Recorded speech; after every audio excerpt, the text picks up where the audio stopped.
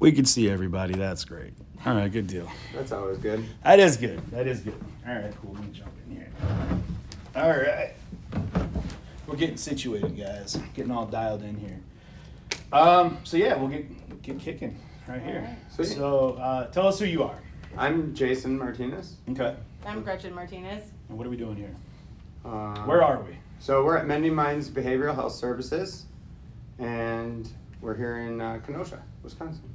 Okay. What is it that you do here exactly? We do a lot of things here. Mm-hmm. At this particular location, we work with kids and adults. We work on different skills. We provide a drop-in respite here for parents to get a break. Okay. Working with where they can go out and do things in the community that they need to do, or go home and take a nap even. You know, It's a sometimes full-time job being a parent. Oh yeah, and Full-time job. and especially a parent with kids with special needs. You know, I mean, Okay. that's an extra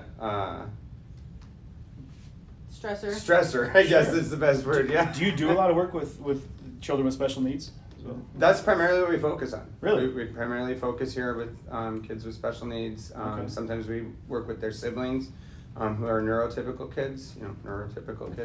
Now, But- neurotypical means that they don't have a special need per se. I mean, just in the lay person's term. Yeah. So yeah. okay, so you that's an angle I hadn't even thought about is helping siblings within the family also learn how to best interact and to work with their sibling that has a special need.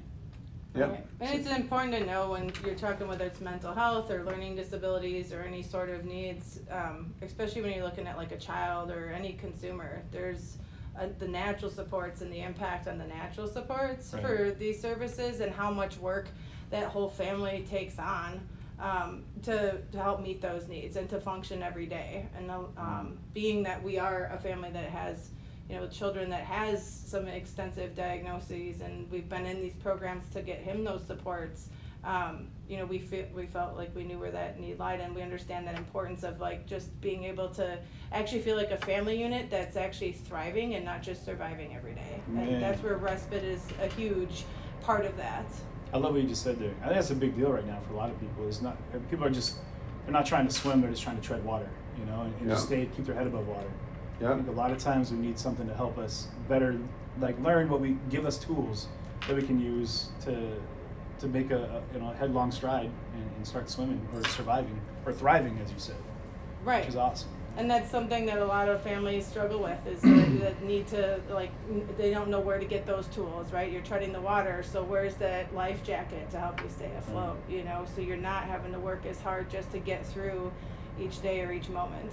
What did you go to when you first started with your personal family? So when it started for us, and our youngest one, that's the most intensive for services. He's almost 14 now, but we didn't know where to go. It really kind of started, I think, at the school level, that the counselor there knew with what they were seeing with him also in school in a 4K setting, Right. that there was a need for more interventions because of how severe things were getting at that point. So there was a referral that was put in with an agency called Families First. It's a project that they facilitate these services. There's a functional screen process and intake process to determine eligibility.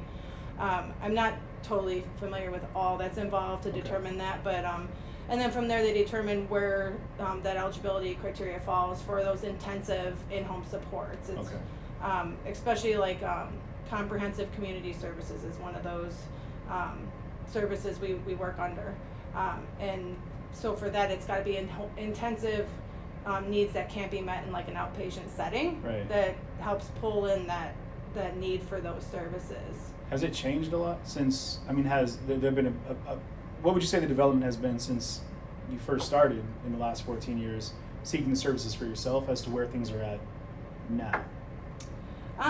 They're always growing and developing.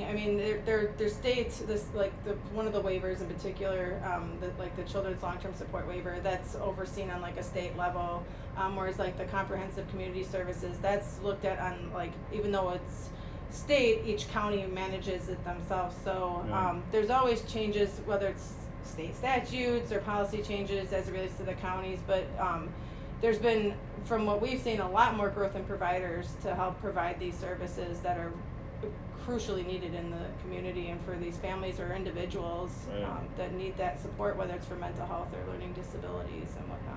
Because there's, sorry, go ahead. No, I know Kenosha's tried to do a lot of outreach individually as well through the main Kenosha people, you know, for the county, going to putting on different events. I know Families First has put on some events for Families First families, but I know that there's an outreach team at the Kenosha County building that has tried to put more push into community involvement and community knowledge.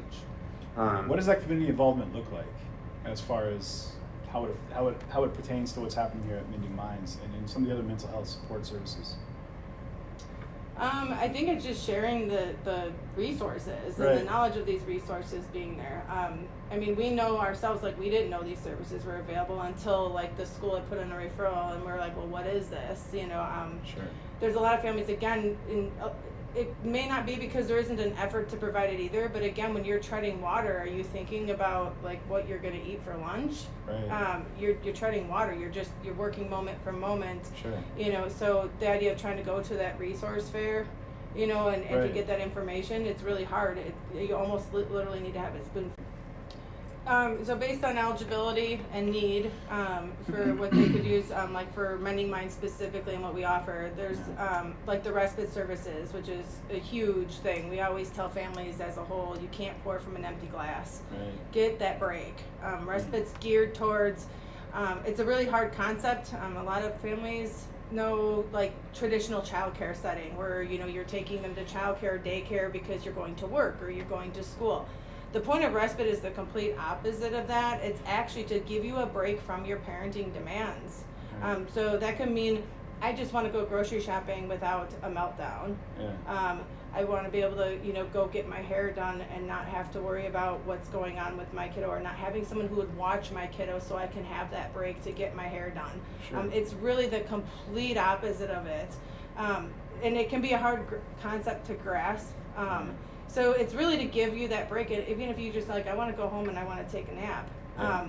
With families that have, you know, the child with needs and you have other siblings, right?